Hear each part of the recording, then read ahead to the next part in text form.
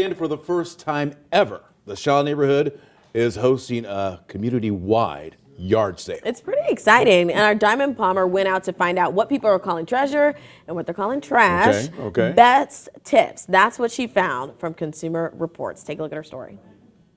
It's called the Really Big Shaw Yard Sale. And at this point, there's almost 100 households signed up.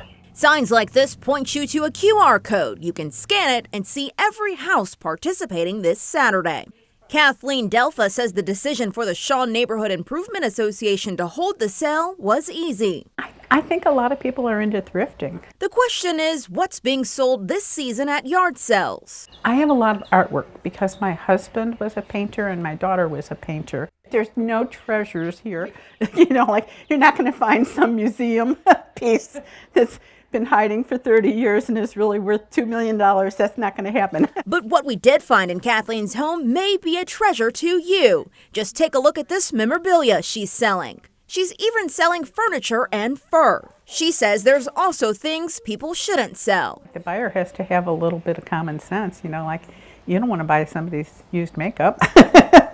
Here's what Consumer Reports says you should do if you're heading to a yard sale. First, plan your route ahead of time. Time your visit at each sale. Take your own bags. Inspect items closely. Use the eBay test to look up items and their worth, plus negotiate if you can.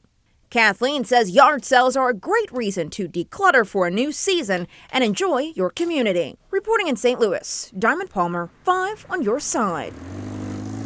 Now, the sale is going to be this Saturday from 8 a.m. to 1 p.m. Now, if it does rain on Saturday, which we're expecting, the Big Shaw yard sale will be held on a later date. So here's a reminder of what not to buy at a yard sale. You want to stay away from those used cribs, car seats, or bike helmets because the older models may not meet the current safety regulations.